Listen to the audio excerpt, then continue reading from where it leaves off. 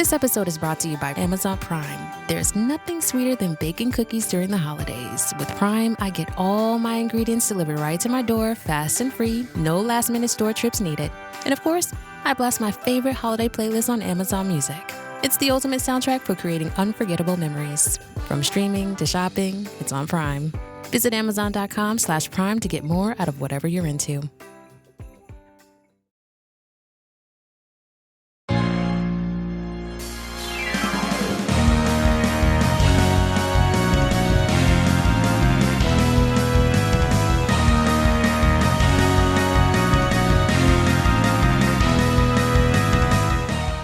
Welcome to the Supreme Resort, Land v. World, a podcast about Disneyland and Walt Disney World, and which is the Supreme Resort. Each episode, we will discuss and explore each resort ride by ride, land by land, park by park to determine which is better. I'm your host, Jimmy, and thank you for joining me on this quest to help the greater good of humanity answer this long, elusive question, which is better, Disneyland or Walt Disney World? Joining me as always, he's been playing a character for years, ladies and gentlemen, but we now have the real Dan. I'm free. I'm here. God bless our glorious country. God bless our wonderful future and our God King President's third term. That's right, his third term that we're It's about to been done before, experience. Dan. There's precedence. And it's going to happen again.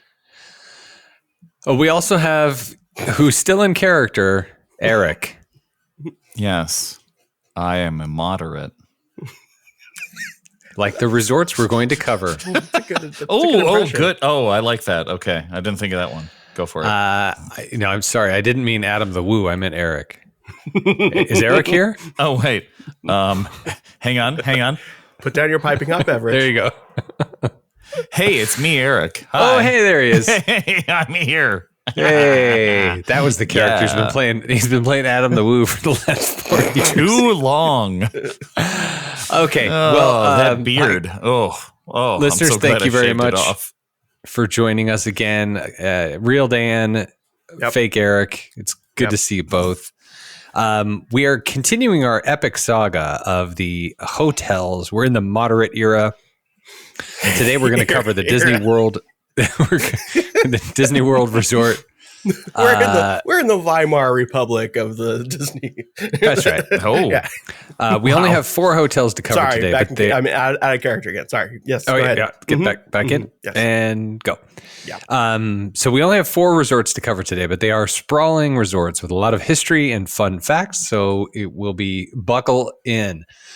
Before we do that, Dan just got back from a trip to Disneyland. Literally I just walked in the door. Boy, my arm's tired. That's a typical Dan joke. Yes, that's real Dan. That's right. Anyway, so Dan, you had some things you shared with us while you were there. So we're gonna call this Dan's Frosted Tips and Trip Report.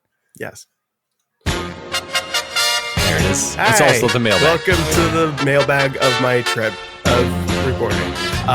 So I went to Disneyland. It's located in lovely Anaheim, California, on the corner of Harbor and Catella. Also on the corner of Harbor and Ball. Also, okay, never mind. So I went and it was fun. And I saw Fresh Baked David and I said hi and I lingered awkwardly while he was talking to other streamers. The reason he was there was because they just reopened the new queue for the Haunted Mansion. And did you talk to David?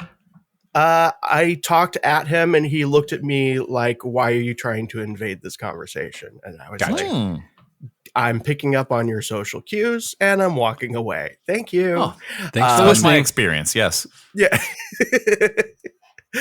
No, it was one of those things where I recognized in the moment where I was like, I am doing the thing. I'm going to walk away now. No, it's nice. It's not, I can tell you that the videos don't make it look as good as it is. The mausoleum looks way too big, but in person it looks fine.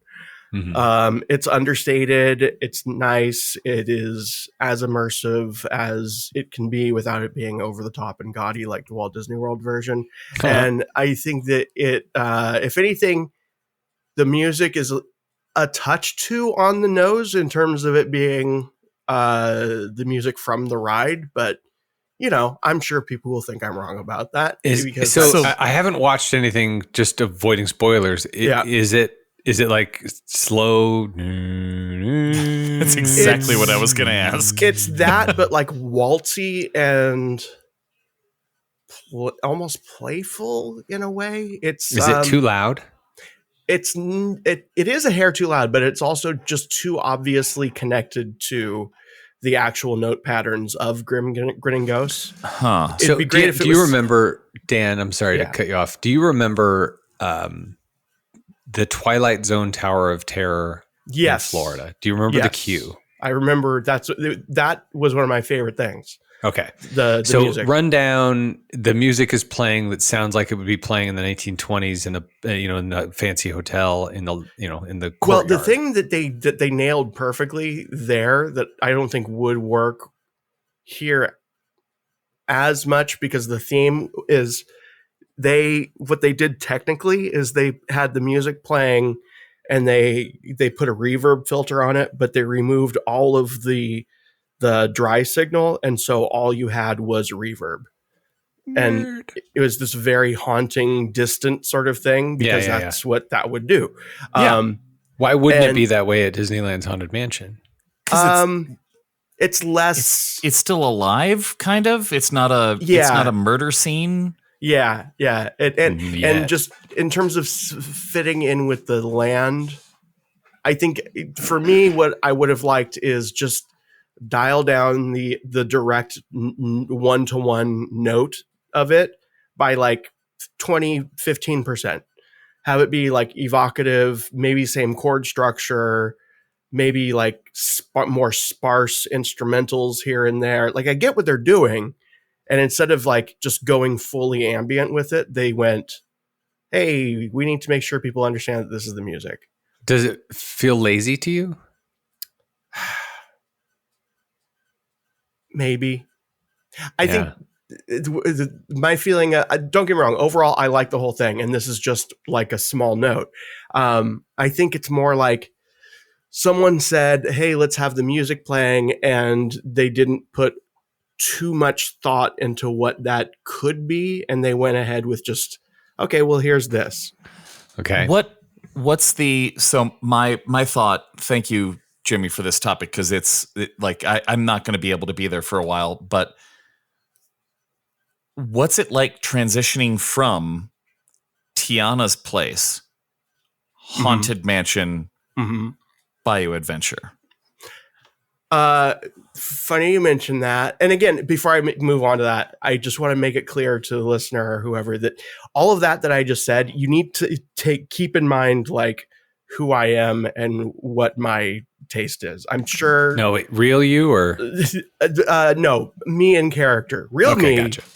Thinks it's not on the nose enough. They should have a banjo band playing the music. Okay, gotcha.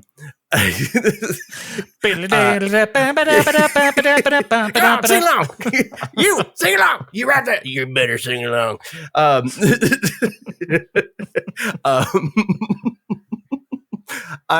Transition wise is interesting because they have a new tool shed out front.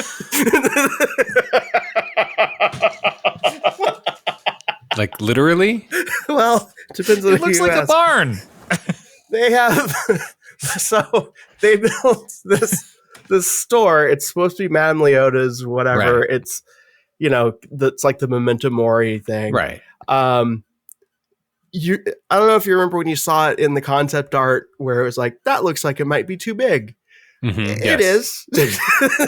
Okay. Well, we gotta sell a lot of stuff, Dan. I know. Having said that, it is, I think, too big compared to the size of the mansion itself. However, if it's that or kiosk, I'll take that. And it works well conceptually, visually. I mean, aside from what it kind of ruins with forced perspective, it does.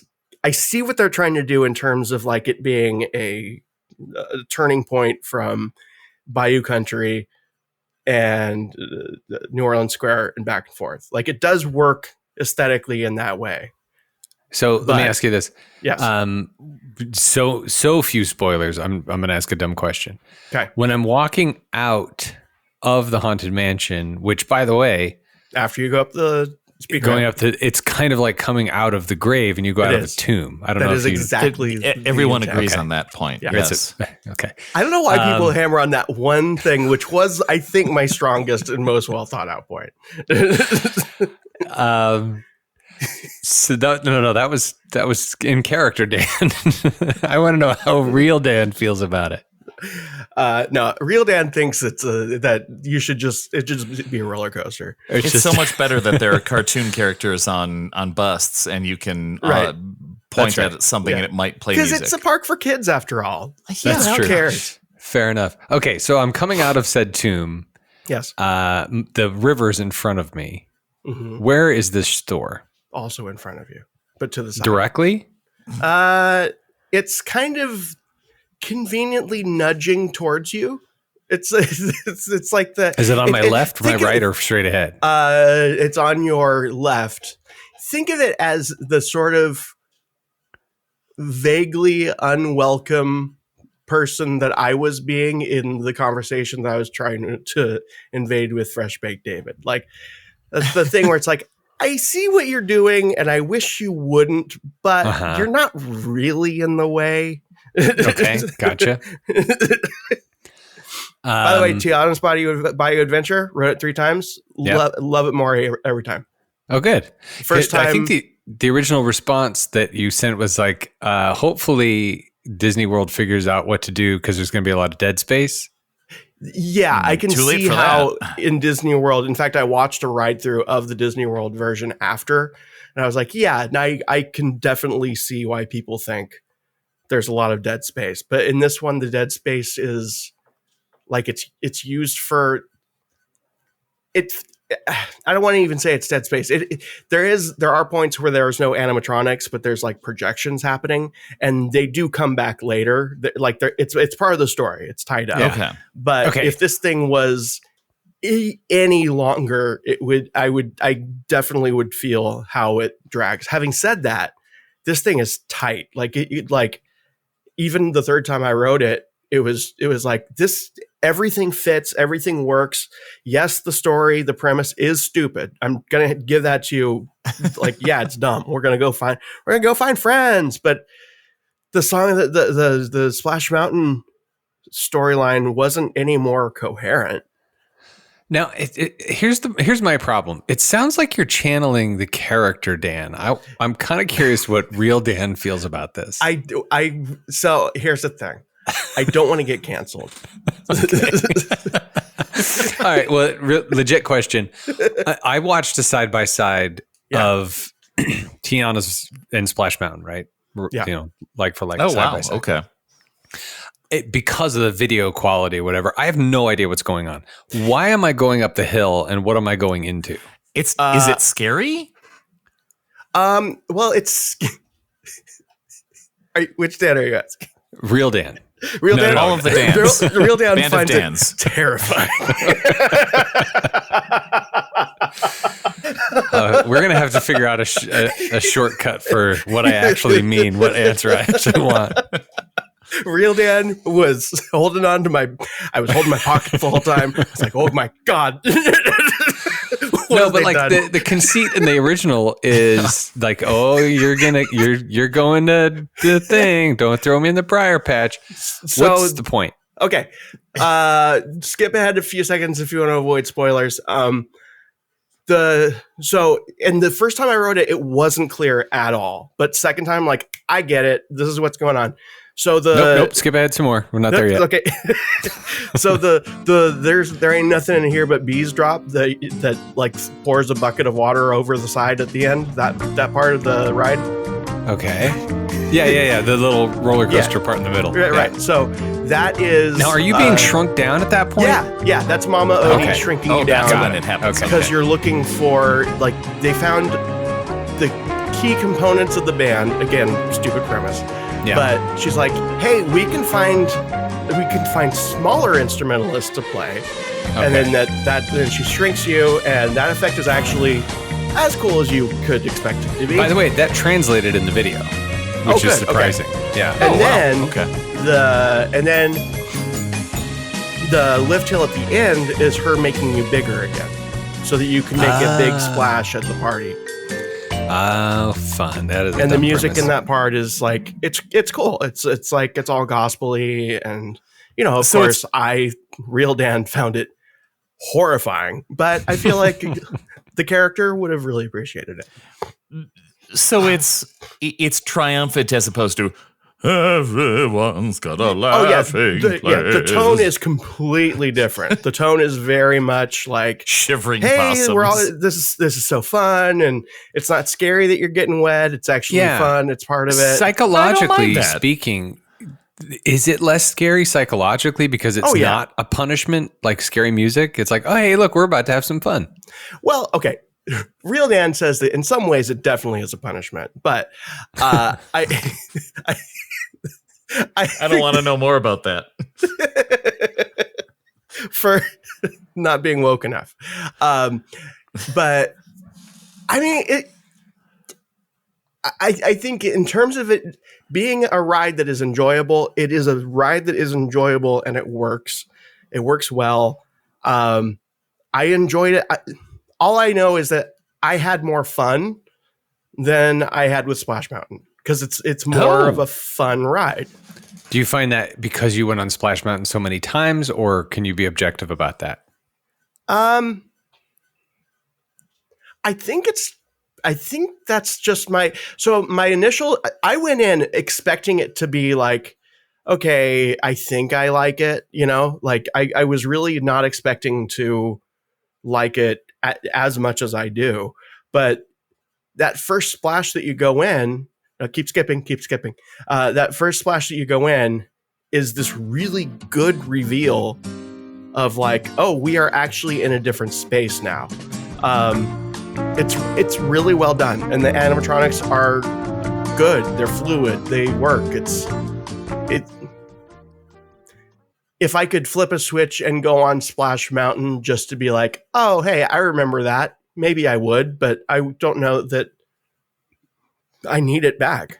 Yeah, it sounds like the ride is the ride. You go on it for the thrill or whatever, and the story is kind of irrelevant. But if you're going to do it, it seems like something with newer animatronics and the presentation, kind of more action-packed stuff. Yeah, then the presentation just feels tighter. There's less like vast open space, which works. That feels important because a vast majority of the ride is you going through animatronics. Right. Yeah, and there has to be, even if the story isn't coherent, you at least have to be entertained by something happening around you. Right, and the animatronics aren't. There clearly aren't as many. There's like tens or dozens where there used to be hundreds.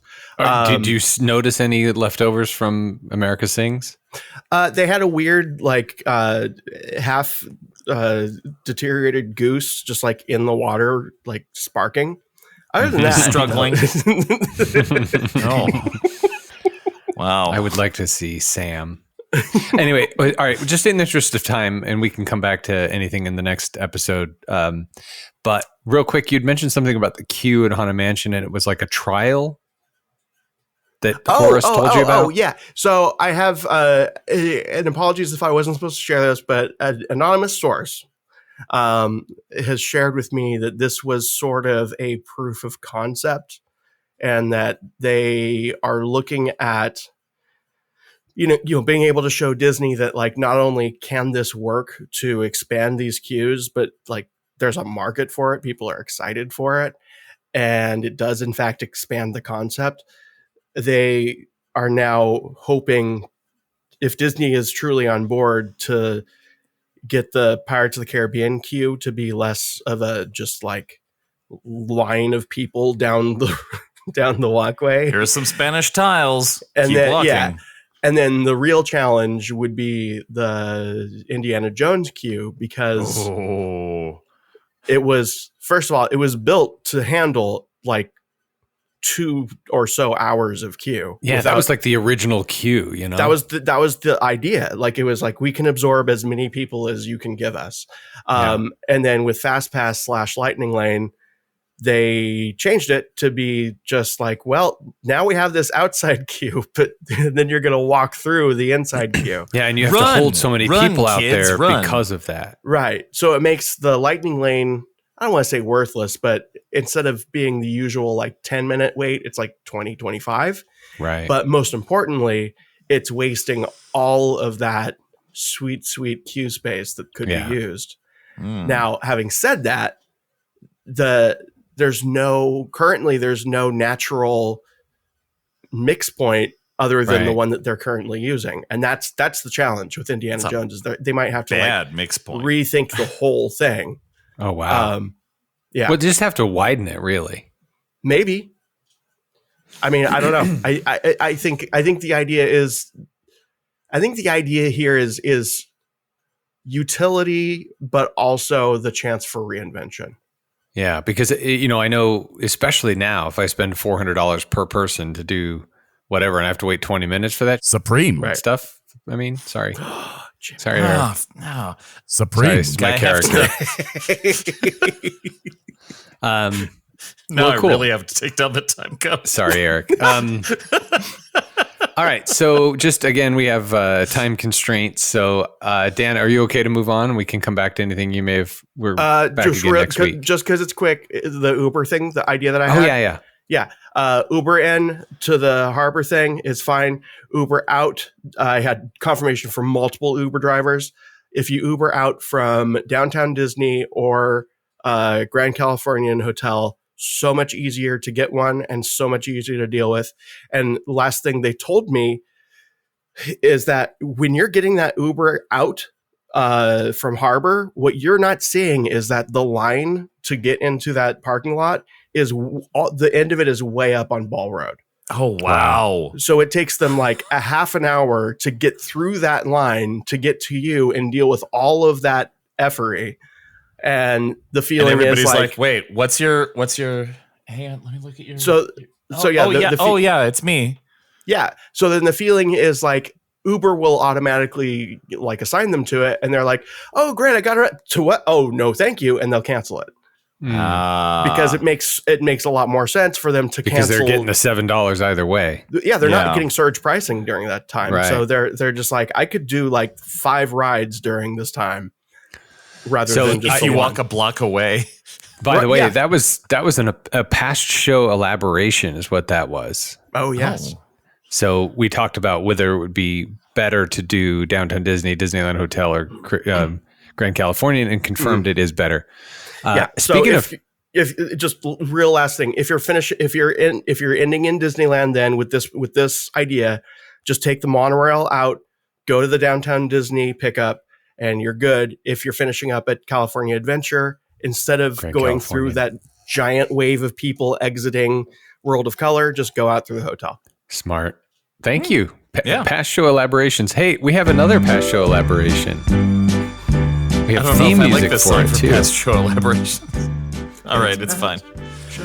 My sister pointed out that according to some people that she has talked to, VIP tour guides, plaids, get paid little more than anybody else at the resort. So tip them well.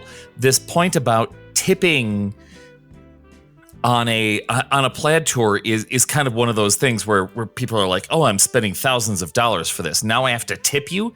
Yes, tip them well. These people are some of the highest trained and most knowledgeable people that work at the resort. Tip them well. They're one of the few classes you can tip. So do it. They're doing an amazing job, so you don't have to wait in lines. And also, you can ask them questions about pretty much anything. So yes. Yeah, and don't worry, they aren't getting just the tip. They are also getting... They're getting paid, but little more than they would be paid if they were standing at a rope. I wasn't going to say that word, Dan. That's a dirty word. Sorry. Tip them well and let them lead the way. Mm-hmm. The plaids are our future. Okay, so that's our past show elaborations. All right, let us move on to the main topic of today. Oh, which wait, is we never closed up Dan's frosted tips. Oh, sorry. There we go. We sandwiched in some past show elaborations, and he's Oh, okay. Dan's It was a little dead. sound theater for you. Wrapping up, wrapping up the old mailbag. Zip it up there, guys. Today's main topic is Disney World's moderate hotels. There are 4, as aforementioned. Before we get to it, let's hear this week's theme song. Your attention, please. Hey, I'm Ryan Reynolds. Recently, I asked Mint Mobile's legal team if big wireless companies are allowed to raise prices due to inflation. They said yes. And then when I asked if raising prices technically violates those onerous 2-year contracts, they said, "What the f*** are you talking about, you insane Hollywood ass?" So to recap, we're cutting the price of Mint Unlimited from $30 a month to just $15 a month. Give it a try at mintmobile.com/switch. $45 up front for 3 months plus taxes and fees. Promo rate for new customers for limited time. Unlimited more than 40 gigabytes per month. Slows full terms at mintmobile.com.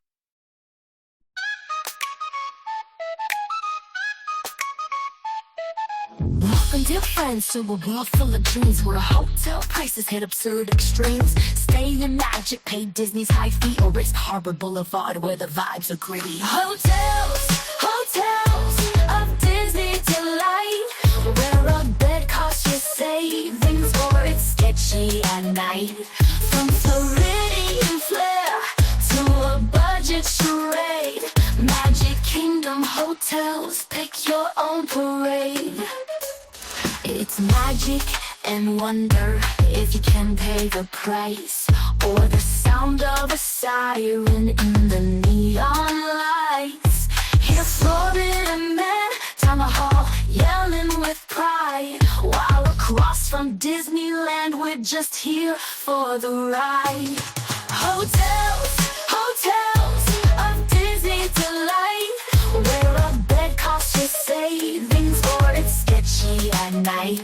From Floridian flair to a budget charade, Magic Kingdom hotels, pick your own parade. And yes, we'll get back to attractions someday, but for now it's hotels. Hope you enjoy your stay. That's right. We will get back to attractions someday. Someday, maybe. But for now, hotels, hotels. From Caribbean flair to Orleans to old Southern racism. Oh, yes, that's in there too. Thank That's God right. I'm free. Thank God Real Dan is. Oh, we might have to rein in Real Dan. Oh, no. All right. So here's the thing. There are 4 moderate hotels. It's just history, guys. Come on. That's right. You know what? If we don't learn from it, we're doomed to repeat it, as somebody once said. Why bother? You sound like my nephew. There are 4, and we're going to report on them and explain to you what they are in order. Dan is just a silent observer this time. I'm just here to be pretty and make fun jokes. Yeah, and so, but Dan, if you have any questions, I do. Please feel free. So Prettily Eric, ask us questions. what we're going to do is we're going to cover the hotels in order of appearance. So they're going to start with Caribbean Beach, then we'll go to both Port Orleans hotels, and then we'll finish with Coronado. Yeah. So, Eric, tell us about the Caribbean Beach Resort, why it was there, whose idea was it, how many rooms are there, etc. Oh, I might need some help on how many rooms are there, because that's I'll the look part it that I'm like, oh, I hope Jimmy looked this up because I don't did have for it in the my notes. Port Orleans. Thank you, please. But yes, Michael Eisner, the Walt Disney of our generation, whatever generation we are. I thought that was Kanye West. Kanye is nope. He claimed to be at some point. Nope. Eric, real Dan, sit down. Why are you waving that flag? Okay, Eric, back to, there are just real quick. There are 1,536 rooms at the Caribbean Beach Resort. It is a green lodge, and the address is 900 Cayman Way. Sweet. Now you And there's can an official website. send mail to people there. Did you know that Pirates of the Caribbean was filmed in the Caribbean? The Caribbean Beach Resort? No, the actual place. That doesn't seem likely. I'm looking up fun facts from the real places. Okay. Oh my God. Opening date, October 1st, 1988. This was the first moderate resort at Walt Disney World. Michael Eisner said, let's find something that is cheaper for people to go to. And of course, my dogs decided this exact time was the perfect time to start barking at I don't know what. Now's the time to talk about pet hotels at Disney World. That might be a different thing, although It's a hotel. We got to cover it. it is a hotel, and you can see it from the expressway going in. The concept, it's inspired by the vibrant colors, architecture, and lush landscapes of the Caribbean islands or Caribbean islands. I don't know how I want to say that word, so I'm just going to keep saying it differently throughout the show. It's aimed to offer an affordable but immersive vacation experience for families, positioned between value and deluxe. So it's a little bit. These rooms are a little bit more elaborate, and there are some changes that come along later that make them even more elaborate. But yeah, the whole point is not just like it's a hotel. It's like, no, this is a Disney experience. And yes, it's big, it's sprawling. It's going to take a while to sometimes find your way to the bus to get out of there. That has changed over time, and that is a lot that we need to talk about here. But yeah, we're trying to... Eisner's idea was to find a way to appeal to people with different budgets and get more people to stay in the Disney bubble. They have all of this land. Get people to stay here. The architectural team was overseen by Walt Disney Imagineering. Was it just curiosity? Was the firm called Flugelberg Koch Architects?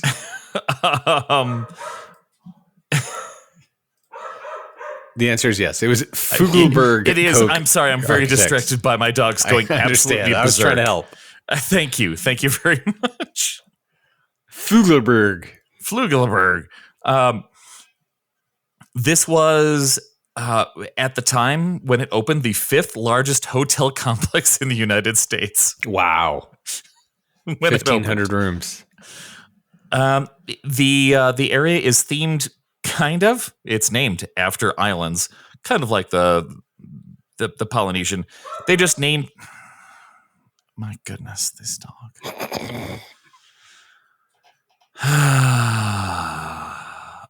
Anyway. Never buy anything you have to feed.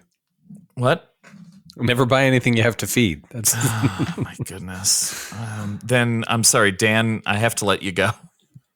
Oh, he's not property. No. Themed after islands. I'm sorry, that's a bad joke. I can't own humans. They're not giving property. Me low-hanging fruit that I can't take. Yes, let's leave that fruit on the tree. Let it rot and fall. Oh, it'll rot. Don't worry. Okay. Let's see. Aruba, Martinique, Barbados, Trinidad, Jamaica. Oh, I want to take you.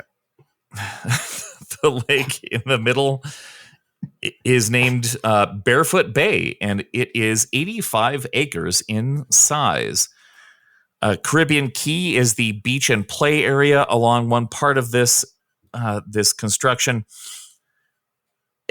Let's see here. So Marty Sklar and other Imagineers that were involved in this entire experience, basically they were tasked with find people to do this, make a big place. Make a lot of rooms, make them rooms that people will want to stay in, and make them feel like they're in a tropical paradise. So it needs to be slightly authentic, but also have some Disney stuff in there. So each of these areas are kind of villages themed to a different Caribbean island. There are a lot of pastel hues with white railings, louvered windows, colorful rooftops to reflect Caribbean styles. The landscaping has plenty of palm trees and hibiscus and other tropical plants to evoke the feel of these islands. And the bay there, not bay, I shouldn't call it a bay, the Caribbean lagoon that is the lake. It's the water in the middle. It's nice.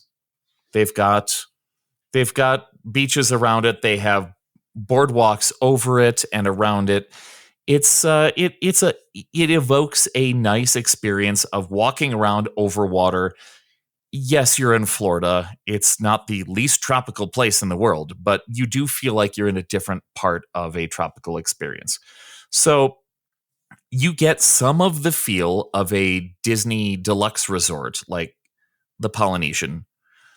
It's a little less lush, but there are plenty of buildings there. There are plenty of places to eat and shop that are enjoyable. It's really just trying to get people who don't want to spend the kind of money to go at the deluxe resorts to come in and still feel like they're part of a Disney location. In the bubble. In the bubble. A couple of things I'd like to point out, just for the listener. If you haven't stayed at the Disney World Resort and you're thinking about it, here's how I describe the resort levels. So, and forgive me, I'm a Marriott loyalist, so hopefully you've stayed in similar hotels. The Valley resorts feel like a Fairfield Inn, right? Yeah. It's not like super fancy. A good one or the one across the street? Oh, definitely a good one.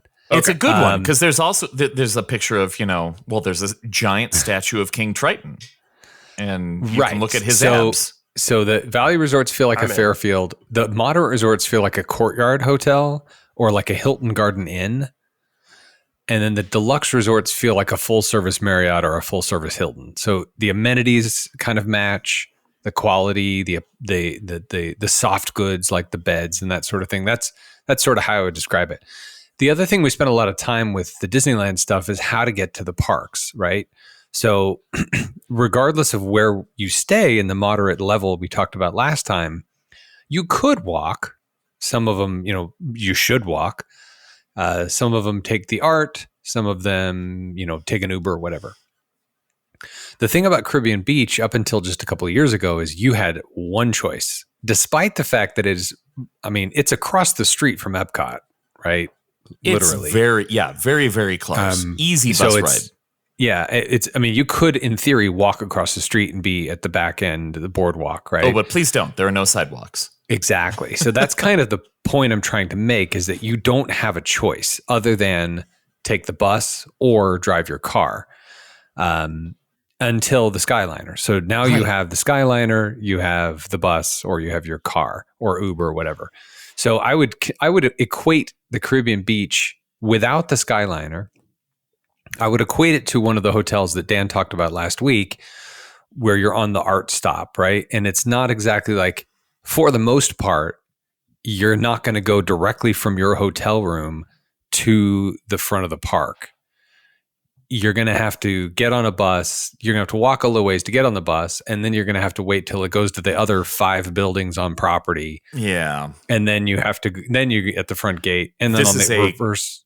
A common theme for the moderates that Jimmy will talk and about the later values, too. Right. The values, same deal. Like you just, you maybe you're the last stop to pick up, which is kind of bad because then you don't have a lot of space, but then you're the first one to drop off. Maybe. Yeah. Something like that. Anyway, go ahead. The Skyliner changes everything with this resort. The Skyliner absolutely changed this resort. The Skyliner is a gondola style transportation device thing. I don't know what the right term for it is. So the guy's just like in the back singing the whole time and like not that kind of gondola. The Skydola. Yeah. There's a giant station in the middle of this resort that now takes you to other resorts, Valley resorts like Art of Animation and Pop Century. You can head over to Disney Hollywood Studios. You can also take this up to Epcot. This is major. There are 2 major theme parks that you can go to quickly without and easily. Stopping. Because Caribbean Beach is the hub, and so it's no stops between the two.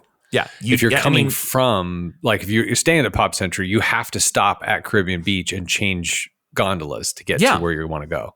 Yeah. And sure, there's a little bit of a line. This is one of the highest capacity attractions that you can have, and it's totally free. And it's way more interesting than a bus, unless you're not a fan of heights.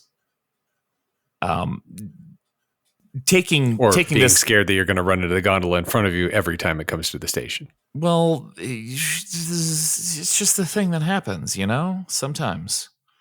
It doesn't really happen that often. But going over Caribbean Beach, you get to see the entire area. It's beautiful. It's fantastic. You get to head straight over multiple roadways. Like the Skyliner in 2019 completely changed the way this resort was viewed, because for a long time it was, well, it's cheap, but you also have to walk forever to find a bus that you have to sit on forever, and then maybe you'll get to the place you want to go to. Now, one half of the resort, the parks in this at Walt Disney World are accessible easily. That's the entire point. It was to increase the accessibility and make this resort more valuable. And the increased accessibility presumably has decreased the value, meaning that you can charge more now because you have more accessibility. Yeah. Like a deluxe. That has happened. So it's still a moderate, but it's less moderate than it used to be. Mm-hmm. Let's see. There's not a whole lot to really talk about the resort. It's still kind of generic. When it comes to Caribbean culture, no, there's not that. There's a food court. There's a food court. Do they have Caribbean food? They might have jerk something. There you go. There's the your island culture. breeze at the Centertown Market. It has island in the name, so I mean, it's clearly Caribbean. It doesn't. It's you're just in the, starting to sound a little bit like a certain byline. character I used to play. Is all I'm saying.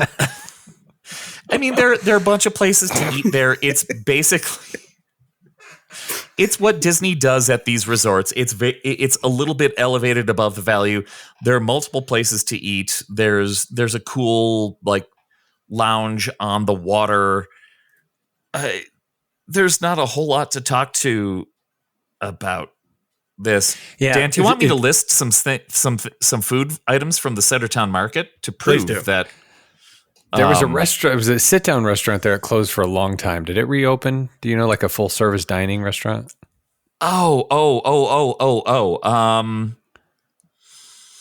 Sebastian's Bistro. Sure. See, there you Maybe. go. Caribbean, As in the crab Sebastian. Yeah. Yes, he's a crab. You can eat him. He wants you to. It's also a decent run around the lake. Oh, it's about a mile. Running around the lake is fantastic. There's a good. I mean, yeah, it's a decent distance. After a certain point in the morning, you're too late, and there will be a lot of people wandering around. Yeah, that's right. But you can watch Disney folks cleaning things up and raking the beaches and doing all the stuff. I stayed in a pirate-themed room once. I was going to mention the pirate-themed rooms. They were added in... They were delightful. 2009. And they're not there anymore? They're there. Okay. I thought it was delightful. I really enjoyed the decor. Yeah. Trinidad South is now pirate-themed rooms. There's really not a whole lot to talk about. At one point, they removed the entrance to the area to replace it with a much larger and fancier hotel. The Riviera Resort took over the entrance to the Caribbean Beach. Now they have Old Port Royal, which is the new entrance to the resort. Hey, let me talk to Wing Chow, Vice President of Disney Development. Hold on. No. Real Dan. Real no. Dan. Oh, okay. No. Sorry. It's just Down boy. Look, it's just acting. Okay, it's just edgy humor. That's it. Wing basically said that they created this resort as a cheaper, more affordable way for people to stay in the fantasy they could leave the Magic Kingdom and stay in the movie set for the rest of their Disney trip. Literal quote, "We're building a fun experience, a vacation. A hotel is an extension of the guest experience. When they leave the Magic Kingdom, they can continue their fantasy at their accommodation. We want the theming to be so pervasive, the guests feel like they're walking on a movie set." I don't know if that's completely true, if they fully pulled that off, but it is a very inviting resort, and it is much more affordable than a lot of the other stuff at Walt Disney World. I enjoy it, and there it is. And Jimmy walked away. Mm-hmm. I I'm still think here. he's next. You want some fun facts from the Caribbean? There we go. Oh yes, let's learn about the Caribbean. Bioluminescent rays. Puerto Rico is home to several bioluminescent bays where microorganisms light up the water at night, creating magical glowing effect. Let's see. Oh, magical. Hurricanes happen there. I don't know if you know about that. The Caribbean consists of over 7,000 islands, islets, reefs, and cays, but only 13% are inhabited. That's how you pronounce all of those. The Caribbean has over 9,000 of them. Mm-hmm. Okay. That's why they're different. Sorry, I thought that quote was going to be longer. Sorry. I also thought it was going to be longer. But so a couple of things I want to say also about Caribbean Beach and about the bubble. It is moderately priced. I believe it was roughly the same price as some of the moderate hotels we talked about last week. There's something to be said about maybe not a movie set, right? That Wing Chow had mentioned, but it is immersive. It is themed. There's music. It's not just a hotel across the street or down the street on a harbor. Yeah, there's a feel to it. There's a good vibe. I like it. There's something to be said about that. Yeah. Now, there is also something to be said about the freedom to be able to, for someone like, I forget if it's real Dan or character Dan, but yep. I don't want to be in the bubble. I want to just be able to get an Uber and go stay in a hotel and get out of the bubble. So there's pros and cons to it. I mean, they're playing steel drum versions of Disney songs. Yeah, but still. That sounds awesome. I don't have to tell you, Dan. Oh, I know which Dan that was. I don't have to tell you, Dan, that the power of ambient music and the value of it, having it kind of it's more immersive, and I like it. Yeah. All right, should we move on to Port Orleans? Let's do it. Wait. Original name. What? Dixie Landings. Well, no. That's you'll hear all about it, Eric. Okay. Yes, I'm sure you've got all of that. You got me hooked when you said Dixieland. I was trying to get Dan back involved in the story here. Oh yeah, thank you. So currently, the Disney Port Orleans Resort is split up into two properties. They're the French Quarter and Port Orleans Resort Riverside. It's a pair of hotels at the Walt Disney World Resort. They're themed to look like both New Orleans and the Old South. They're both in the Disney Springs Resort area. They're connected to each other to Disney Springs via a waterway called the Sassagoula River. Now, this resort, I'm going to call it this resort as in the Port Orleans Resort, Riverside and French Quarter. I think that's have over fair. 3,000 rooms. Holy cow. They have the largest number of rooms of any resort on Walt Disney World property. The Riverside alone is the second largest resort in all of Walt Disney World. So the origin of this, it was in 1982. So this is before Michael Eisner and Dick Wells. The current executive then, Dick Nunes, he wanted to do a new development near the Empress Lily, which is a steamboat. It's a steamboat-inspired restaurant at the time was called Lake Buena Vista Shopping Village. Of course, now it's Disney Springs. The expansion was to include an intricately themed resort hotel complex designed to evoke the relaxing, laid-back feel of the city of New Orleans, very reminiscent of Disneyland's New Orleans Square. So this was meant to be an extension of the Empress Lily steamboat. Surrounding the recently docked steamboat would be a variety of themed buildings with affordably priced guest rooms on the upper levels and restaurants and retail outlets on the ground floor. Now, of course, this never materialized in the early 80s. Greenmail, Epcot wasn't really doing well, corporate takeovers, et cetera, et cetera. And then Eisner, Wells, and Katzenberg come over. And, of course, in the world of Imagineering, no idea ever goes away, blah, blah, blah. So that concept that Dick Nunes had, the kind of the riverboat dock with the hotel rooms above and the shops below were finally realized in the 90s at the Boardwalk Resort. In the meantime, as part of the massive expansion plans brought about by Michael Eisner, in October of 1988, Disney, of course, opened its 2,000 plus room Caribbean Beach Resort, which I guess is not 1,500 rooms. But anyway. Maybe I can look that up. The project architects, of course, like Caribbean Beach, Fugelberg, Koch That's architects how it's pronounced. in Winter Park, Florida. That's the same company that did the Caribbean Beach and Old Key West. So it was Disney's Port Orleans Resort. It first opened its doors in May of 1991. And originally it just had 432 guest rooms in 3 buildings. Then it became 1,008 as the resort was completed. And that was the French Quarter portion. The new Port Orleans Resort was linked back to the existing Disney Village Marketplace by the Sassagoula River, which is a completely man-made 2.5-mile waterway named after the Native American word for the Mississippi. Ooh. Isn't that fun? Okay. So you can get on the So not Sassagoula River. sarsaparilla. They didn't misspell sarsaparilla. You can get to the Sassagoula River. It can take you to Old Key West and Disney Springs, to both the Marketplace and the West Side. Now, I like this. I like having more transportation than just a bus, but that waterway will only take you to Disney Springs. I have a client currently who's they're going for 10 days. They love Port Orleans. They specifically love Port Orleans Riverside. I will leave it at that. And so I discouraged them from staying there. You're going for 10 days, stay at Caribbean Beach because of the everything we just talked about. And they booked it.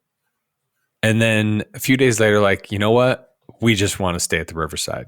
So they are changing their hotel halfway through. It's a whole other conversation. Old Man Island is pretty cool. But in general, I discourage people from staying there because it's not near anything.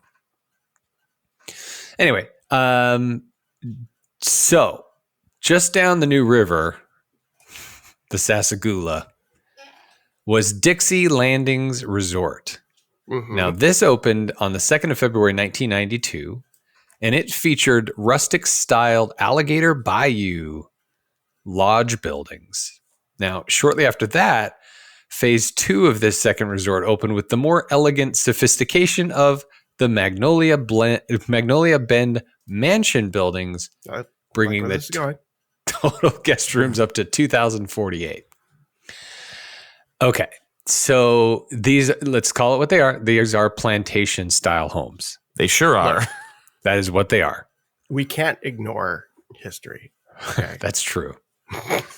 But we can stay in it. It's true.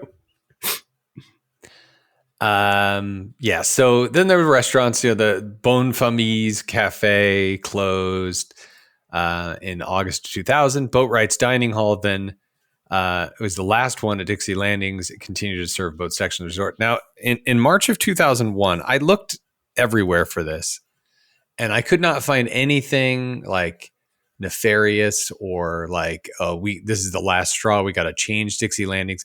The artwork of this place, full on stars and bars, like full on like actual, like, oh yeah, Confederate flags, like, you know what, all over the damn place. Good on them for having that. So it was March 1st of 2001. I can't even commit to that one. I'm sorry. Okay, thank you. Look it up, folks. You can't. There's an audio medium, but look up Dixie Landings Resort. It's real. Like, why did it why did they build it in the 90s? Question one. I guess the same people that built Splash Mountain. I don't know. Anyway, there's a reason Patriots. they closed it. I mean, On the 1st of ultimately, March, it was a theme, and they didn't think it was as bad as it was going to get. well, I think the idea, of course, is it is in Florida, Old South. People are coming from around the world, like the Caribbean. Ultimately, it's the California adventure problem, right? In that, hey, you're coming to California. No need to go to San Francisco. We got the Golden Gate right here. Right. No need to go to the Caribbean. You can stay there. No need Why to drive go to to Georgia? Yeah, no need to go to Georgia. We got plantation houses. I think that's the general conceit of the resort. But the whole Confederate flag symbolism, all that stuff. Yeah, it's a bit much. Yeah. So on March 1st, 2001, the transformation of Dixie Landings and Port Orleans into one large resort began with changes to the road signage. And then on April 1st, 2001, Port Orleans and Dixie Landings officially merged from to form one large resort. The reason for the merger, this is the best I could come up with, was never officially announced, but most assume it was due to possible Wokeness. inferred racial and slavery undertones. Wokeness. Yep. And by the way, the backstory, which I'm not going to read here, but the backstory had a little bit of the racial and slavery undertones, the cotton plantation and all that in the backstory. But in fact, this is from portorleans.org. Uh-huh. Okay. So a fan site for A fan site about That's this right. resort. Okay. The two sections had always shared the same management team, but this process completely removed all vestiges of old Dixie Landings terminology. Jimmy, I would prefer that you say replaced it. Instead of remove. They replaced it because that's what's happening. Okay. Replacement theory. You know what? Yes. Okay. That's exactly what I remember. Oh, I see what's happening here. Okay. Yeah. What's going on? They changed some of the road names even. So Dixie Drive leading up to the main building became Riverside Drive. The Dixon and Mason platform bus stops became the Blue Bayou. Oh God. I didn't know about this. They became Blue Bayou platform. And now, of course, simply... I got to appreciate the boldness of that. And Plantation Drive became Monte Cristo Way. That's right. Well, now it's called South Depot A. Jesus. Yeah. The River Delta platform is now South Depot B. I love stuff like that because it's like, we don't know what we're allowed to name this, so it's South 12B. That's right. Is that neutral enough for you? There's more. The Colonel's Cotton Mill food court with its Southern Trace Bakery, Filet Cajun Broiler, Riverside Market and Deli, Blue Bayou Burgers, and Chicken Acadian Pizza and Pasta became the rather plainer Riverside Mill. The Cotton Co-op turned into the River Roost Lounge, and even the Dixie Levee Marina morphed into the Riverside Levee. We'll call it Foodland. They're good places to eat, and they look Yeah. nice. Yeah. River Roost is a place that I've hung out a bunch. Jimmy, do you have Yeehaw Bob? No, I don't. Oh no, Yeah.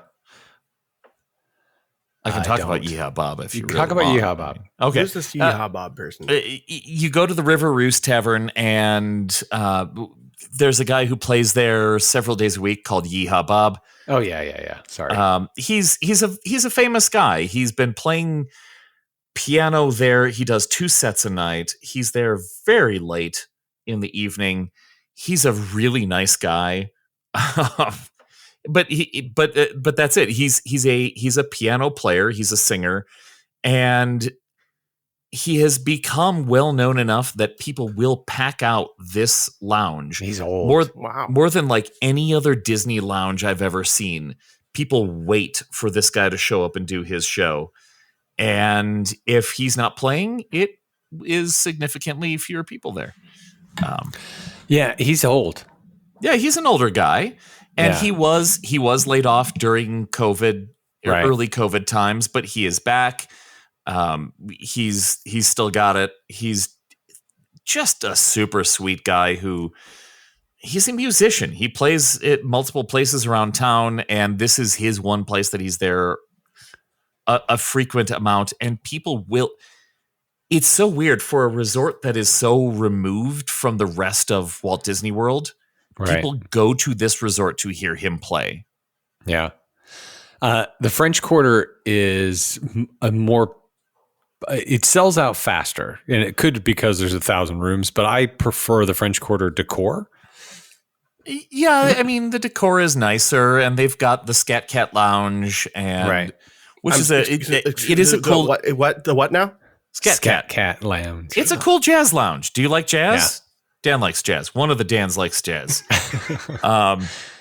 It's cool. A different kind of a joke. I'm not going to point it out. Yeah. Okay. Thank you. That's what happens when animals poop. Not just animals. Anyway. All right, so moving on. I thought this was interesting, that what happened in 2001, and New Dan's going to be real excited about this. You mean the real events, Dan? Sorry, real Dan. This is so. First of all, this is 325 acres. This resort, right? 3,056 guest rooms. Remember that number. Okay. After 2001, 9/11. Tourist demand dropped so much that the French Quarter was closed completely. And the Riverside was only 350 rooms. It's crazy. They just didn't open it. Just didn't open it. There are 350 rooms in the whole resort, from 3,056 to 350. The Sassagoula River Cruise was taken out of service, and then eventually reopened in 2002, blah, blah, blah. There's been renovations, the last renovations, 2006, 2007. There's more in 2012. They have color TVs now. Oh, no, thank God. No, that's right. Finally, someone confirmed. Time. I can confirm. The Doubloon Lagoon opened in 2016. It's a new water play area, et cetera, et cetera. And then they have the Sassagoula Times, which is a free handout information sheet that has been issued to guests staying at Port Orleans or Dixie Landing since they first opened. It started as 2 extremely elaborate 8-page tabloid newspapers, the Sassagoula Times for Dixie Landings and the Sassagoula Sentinel for Port Orleans, which documented the entire fictional backstory of the 2 resorts. Again, folks, look it up. It'd take me another hour and a half to read it all. But more recently, it's been reduced to a single, simpler 4-page format, kind of a letter format handout. There's a lot more detail. Okay, so that's kind of the resort. I do have some fun facts that I'd like to share. I do know. Yeah. Thank you. But anyway, there's just a lot, and I don't want the space. Yeah. So how about this, Eric? Why don't you go on to Coronado, and I'll pull out the ones that I think are the most interesting. Oh yeah, just interrupt me mid-sentence with fun facts. I'll interrupt you with fun facts about Coronado as well. Okay, Coronado Springs Resort, not the Hotel del Coronado. Dan. No, Coronado, California. Please don't interrupt me with Hotel del Coronado facts, Dan. Please do. There's a lot about Coronado Springs, actually. The resort was initially designed as a companion to Blizzard Beach Water Park. So the entire intent was to have this be an alpine resort where you could take a chairlift from the resort to the water park across the road. That didn't work out. It probably had something to do with the chairlift. But the entire resort was eventually designed by Graham Gund Architects. Sorry. Don't ignore me. I'm sorry. Oh, yeah. Don't ignore Dan. No, do. Oh, do. Okay. Graham Gund Architects also designed the Hotel Celebration in Celebration, Florida. which we all need to talk about eventually. From yes. 1900 to 1939, Coronado had a tent city where visitors stayed in canvas tents that offered affordable alternatives to the luxury of the Hotel del Coronado. Oh, nice. Okay. Mhm. The original resort has 1,951 rooms. The new Grand Destino Tower adds an additional 545 guest rooms. That was added in 2019. So the initial resort was very much like Caribbean Beach, where it's a cluster of multi-level kind of house motel structures that are around a lake. And there are places to eat and do other stuff. And then they added this large hotel at the entrance of it, which many are not many. I don't know about how many. Some people are not super excited about the design of it, but Several. You can safely say several. I can name them if we're going to just stick to several. But you know what? It's there. Anyway. This once they abandoned the Alpine Hotel design, Cindy McKenzie became the project coordinator, and she did a bunch of research in Oaxaca. The teams went around Mexico. They decided to make this resort a Mesoamerica sort of design, and that came from our good friend. Oh, why am I forgetting his name already? Same guy I talked about earlier. The registration lobby in the Port Orleans Mint, is located in the commercial building of Port Orleans Square, is themed after the inside of a commercial bank of the 1800s. The musical staff notes across the registration desk represent the first verse of the classic tune, Dan? New Orleans theme. Aaaaand de Vida. Real Dan? Oh, sorry. Dixie. When the Saints go marching in. Damn it. Oh, that's a little less. There's a couple of references to less the real, less historical. A couple of references to the Aristocats. Excuse me. Bonfamille's Cafe, which is now closed, was named after Madame Bonfamille from the Aristocats. Also referenced to the naming of the Scat Cats Club, by the way. Mm-hmm. At the food court, the bakery section was originally named Jacques Beignets, which is not only another Aristocats reference, but also an actual pun on American comedian Jack Benny. Oh. Ooh. Jack's Beignets, Jack Benny. I get it. Wing Chow is the name I was looking for, vice president of Disney. Real Dan? Stop it. All right. Coronado Springs opened in 1997 in August as a moderate resort inspired by the cultures of Mexico, Spain, and the American Southwest. It was also designed as a convention space because the convention spaces that Disney had done previously were basically deemed as too expensive for most convention goers. So like the big convention space at the Contemporary where Richard Nixon declared that he was not a crook, that space, too pricey. Dan? He gets a bad rap. That's all I'm saying. I'm just saying it was that quote is out of context, obviously. But the design elements in this area had to kind of bridge the gap between convention goers and Disney people. So there were vibrant colors, there were arched facades, decorative tile work, but it was also a little muted in certain areas where they didn't want to make it too themed. They didn't want convention goers to feel like they were actually in Mexico. Whoa. That's crazy to think that they might do that.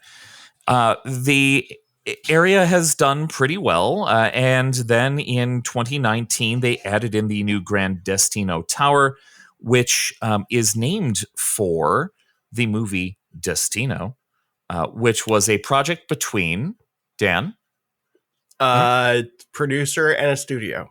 The holidays are back at Starbucks, and there's so much to share. With classics like caramel brulee latte, peppermint mocha, and chestnut praline latte, we're celebrating everyone's flavor of festivity. Order yours in the app.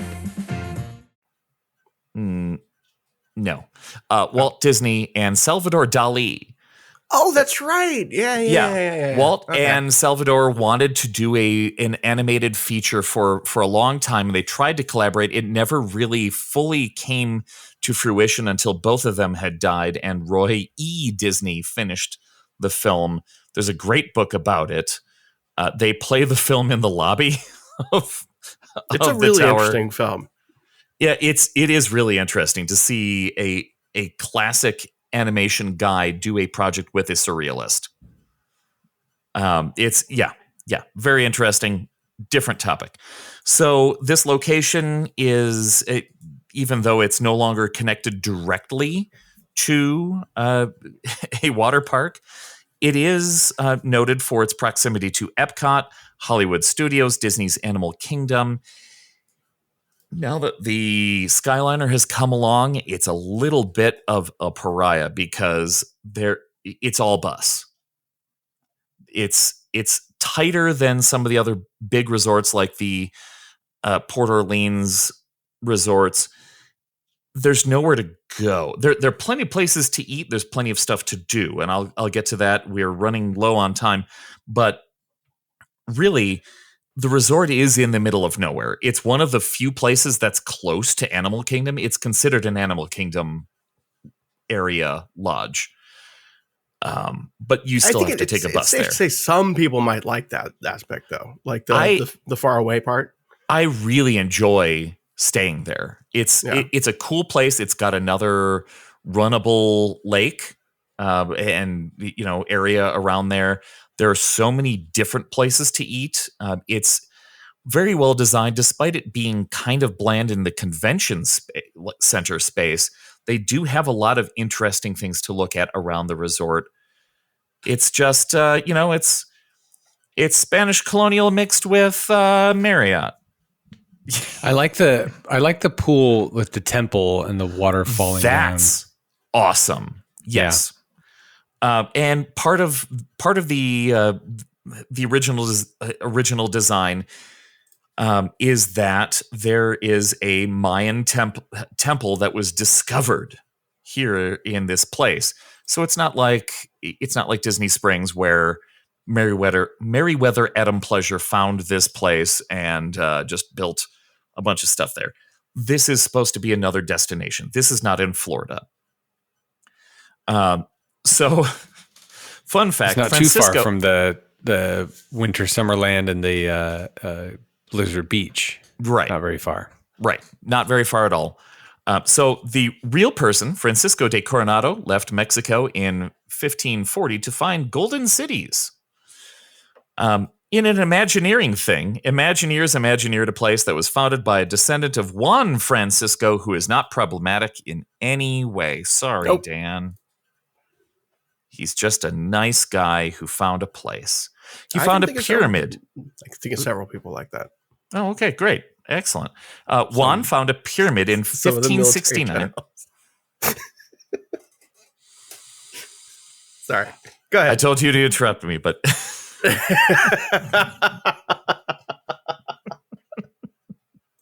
It's history. I love history. Yes, Dan loves history.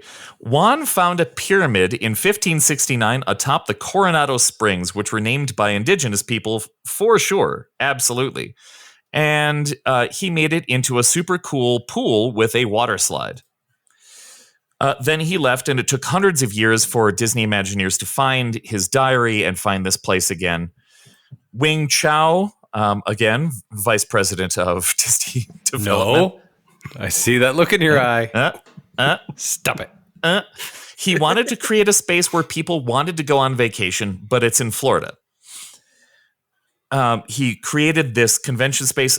The Coronado Ballroom in this convention center is 60,214 square feet. It is one of the largest convention centers in the world. But yeah, ultimately, this is largely a convention hotel, right? And they Yeah. built the tower so that the high muckety mucks who were going to these conventions had a suite and nice places to stay. Exactly. You could get some height. You could look out at an interesting view that's more than the 2-level stuff that everybody, all the schmucks get to stay at. Wouldn't Disney World be the least like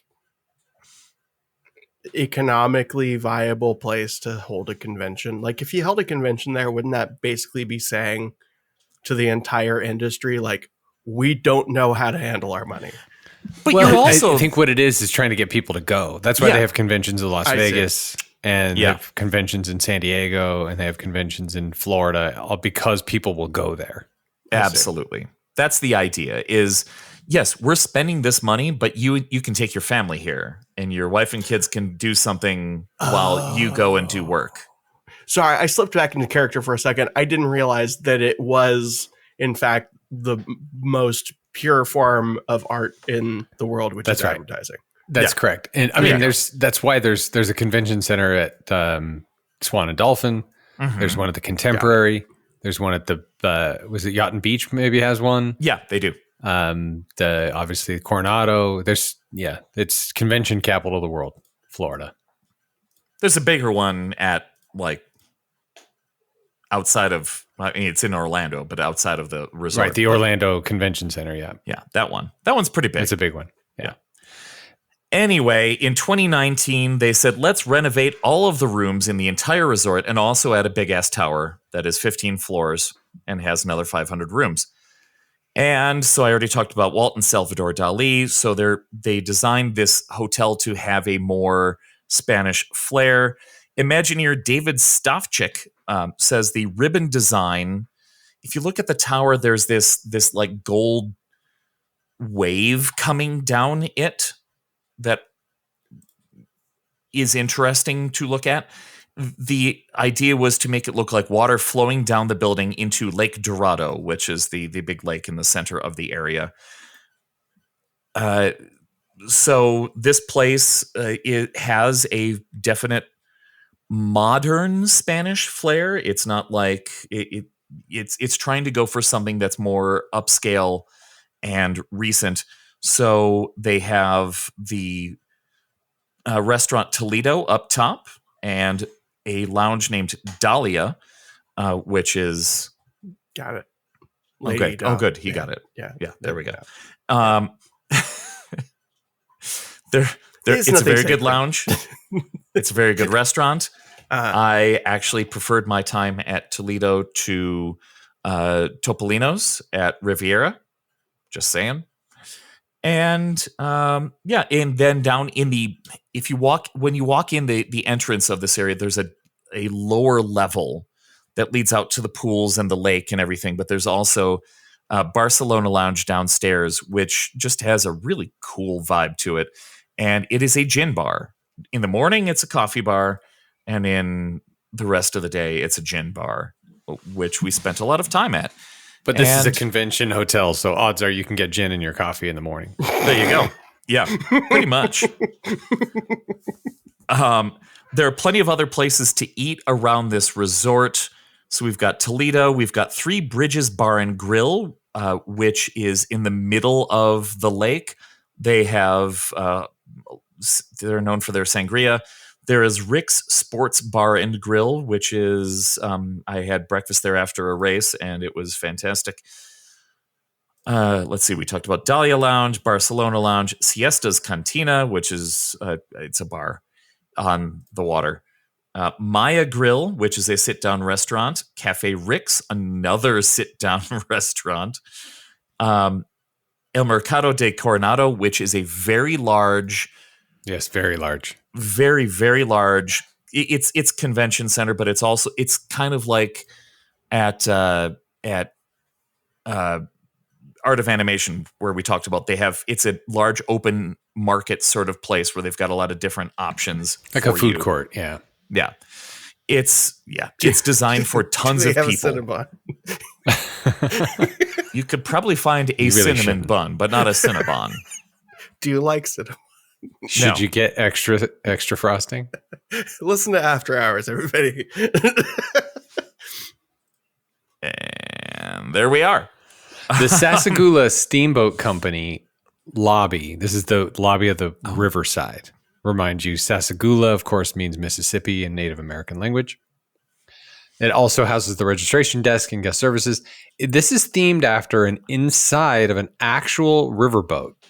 And you can see the ports of call listed around the tops of the decorative columns. They are Riverside, French Quarter, Gretna, Chalmette, Port Eads, St. Louis, St. Genevieve, Cape Girardeau, Cairo, New Madrid, Caruthersville, Memphis, Helena, Greenville, Vicksburg, Vidalia, Natchez, and Baton Rouge.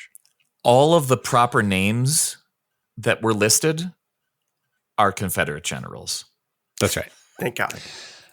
This is fun. The gray concrete walkways throughout the resort, which feature wooden plank effects. So it's concrete, but it looks like wooden planks.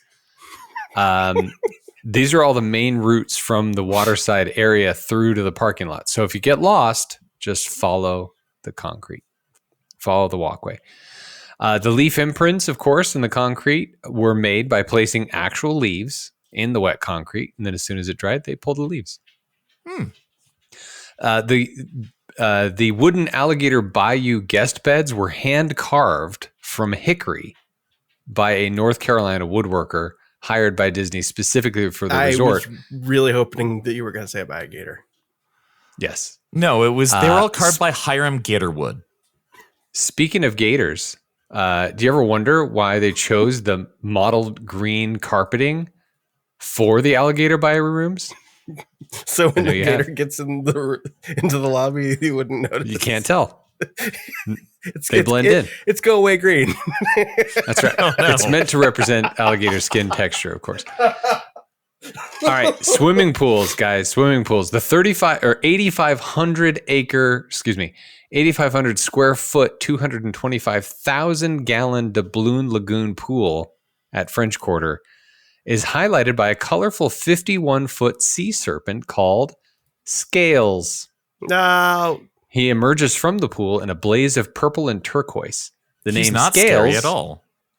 invented by Greg Heber, is also a fun reference to the song Scales and Arpeggios from the Aristocats again. Mm-hmm. Sitting atop the serpent's head is a colorful likeness of King Neptune, and situated around the pool are comical Mardi Gras characters. The pool is named after the gold coin originally used in Spain and Spanish America. The balloons. It's not Pop Century, okay? They're try. Tasteful. The 3.5 acre Old Man Island. How dare you. That's Ol as in OL apostrophe, Dan. Old Man Island. Mm-hmm. Formed the middle of this. It's in the middle of the uncomfortably Sassagoula close River. to Olay, but I'll take it for its downward flavor. This is in the middle of the Sassagoula River. It serves as a recreational area for the Riverside. The main pool is 12,980 square feet, contains 158,000 gallons of water. The water slide is 95 feet long. This I like. The fishing hole at Old Man Island is stocked with catfish, bluegill, and bass. Yeah. It's cool. Also, fun fact, while it took hundreds of people working for days and days to replant the live oak tree on Old Man Island, it is the largest living oak tree ever to be transplanted. Damn. The original height was 55 feet and it weighed approximately 85 tons. This live oak and its sister in front of the Port Orleans Riverside were transplanted from the site that now contains Disney's Animal Kingdom theme park. A wooden plaque on the island reads as follows. So these two trees were transplanted from what is now Animal Kingdom, the largest trees ever to be transplanted. There's a plaque that says, on Earth Day, April 22nd, 1991, this majestic live oak was placed in its new home before you. The oak was and its companion at the entrance of Disney's Port Orleans Resort Riverside. Each weighed 85 tons and were transplanted from a wooden location 13 miles away. Cypress boxes 22 square foot were constructed around beneath each oak, and after months of preparation, the transportation took 3 days. Damn. Old Man Island was then constructed around this oak as you see it now. Have fun. We only have a few minutes left here, so I'm going to counter with more pools. Great. The Mayan pyramid pool that Jimmy referenced earlier, that is atop Coronado Springs, it is 50 feet tall. The pyramid has a 120-foot long slide going down it. It is a water slide, just in case you're wondering. Yeah, it's really fun. It's pretty cool. The classic 1959 comedy starring Marilyn Monroe, Tony Curtis, and Jack Lemmon, Some Like It Hot, was filmed at the Hotel del Coronado. In San Diego. Thank you. The Coronado Springs Hotel also hosts the largest hot tub on property. It can accommodate 22 people. Nice. That's quite a time, everybody. That's fun. So I think in short, we talked about the transportation factors. Coronado Springs and Port Orleans just don't. If you're staying at Disney World and you want to stay in a moderate, if you have a choice, stay at the Caribbean Beach. Coronado might get if they ever extend the Skyliner, it'll go to Animal Kingdom and it will include Coronado Springs. Exactly. Then now the new official outlier is Port Orleans. Although again, the Sassagoula you can take to Disney Springs. That's fine. Pretty great. The other thing I think is important, we talked a lot about with the Disneyland Valley or moderates, was where to eat. And a lot of them, you go across the street to Buca di Beppo, or there's the Hotel Cafe or whatever. I think it's, you're not limited at Disneyland to the hotel like you are at Caribbean Beach, for example. Now you can take a bus to Disney Springs, you can do theme parks, whatever. And of course you have the Riviera now, but it's just not as easy. It's not as easy. Now, Coronado, for that reason, is a lot of choices, but predominantly a convention hotel. Port Orleans, take the boat. It's actually quite lovely. Take the boat to Disney Springs and you have whatever you want. It really is a nice trip. It is a nice trip. So, it does drop you off at the worst point of Disney Springs. For sure. And Old Key West is a nice resort to walk around. But yeah, I mean, just as far as convenience goes, in the bubble, you're in the bubble, right? So you're kind of going to eat at the food court, or you're going to eat, the old adage, we're not going to stay in the hotel, we're going to be at the theme parks. I guess, but when you're in that bubble and it's so easy to get places, I would also argue that is, I mean, I get it, and you're going for the theme parks and what have you, but like that denies one of the core strengths of Disney World, is that it is a vacation and it can be a vacation. And I think that's what a lot of people don't recognize. I certainly, it's very hard for me to get in that headspace because I'm in Disneyland mode when I go there, But I mean, it's nice to have the convenience of going back to the hotel, swim in the pool, the massive pool at the slide, and have a cocktail by the pool, and then go back for fireworks or whatever. That's the beauty of some of the deluxe resorts that we're going to talk about at some point in the near future, where I can just walk 200 yards to get to my hotel. That's fair. Or take a monorail. It's much more convenient. Until you get to Animal Kingdom, but that's a different story. Well, yeah, that's convenient to nobody.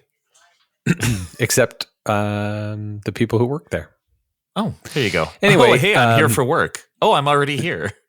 So that's the moderate hotels at Walt Disney World. And we will be back next time for the moderate hotels at Disneyland, the second half. And one day we'll talk about rides someday. There's a song about that. And don't worry, I will most likely at some point get tired of this dumb thing that I'm doing. But for now, I couldn't be happier about, how things are going. But sorry, I forgot I needed to chug some unpasteurized raw milk before we finish the show. Speaking of couldn't be happier, I watched Wicked last night.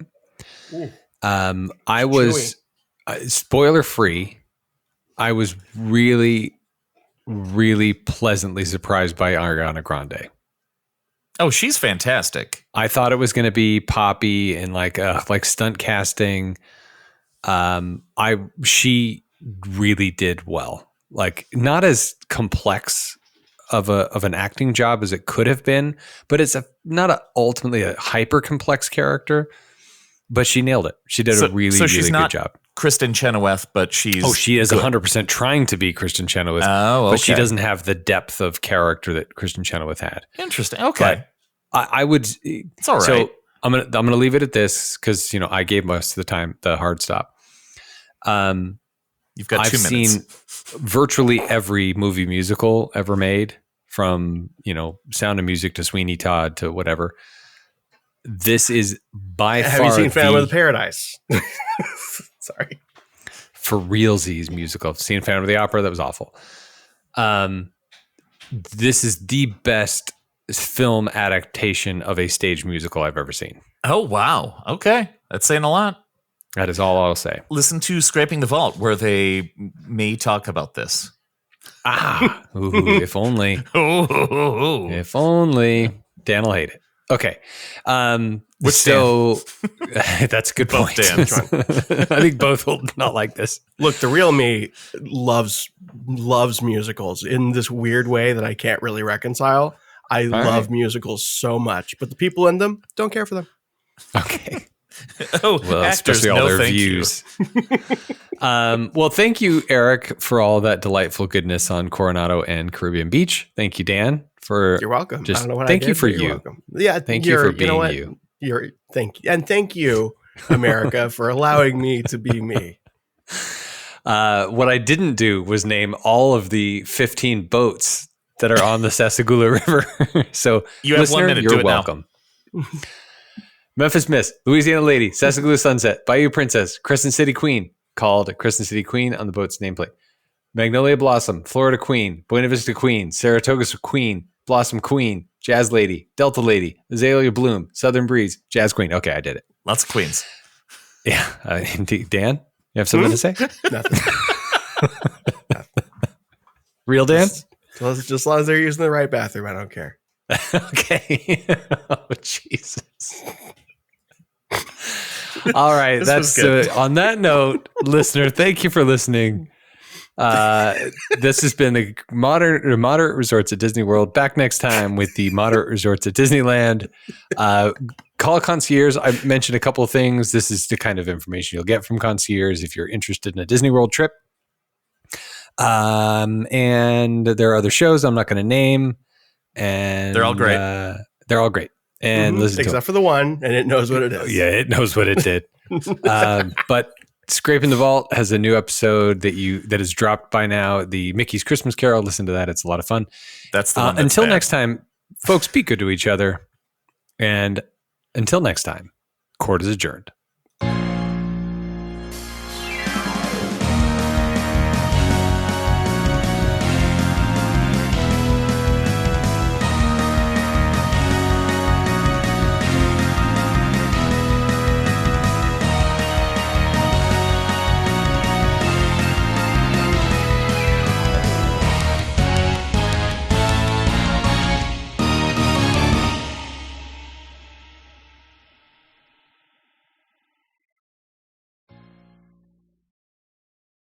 I didn't mean that about Scraping the Vault. It's my favorite. I'm gonna let you in on a secret. I've loved every movie that we've watched on that show. All right, now that Real Dan is here, Yeah. what was the best movie that we covered? You know what? Mickey's Christmas Carol, because I could relate to the Scrooge. I could relate to so it made this weird turn at towards the middle and the end that I was just like, I don't care for this. But right up until that point, I was just like, you know what? This guy's onto something.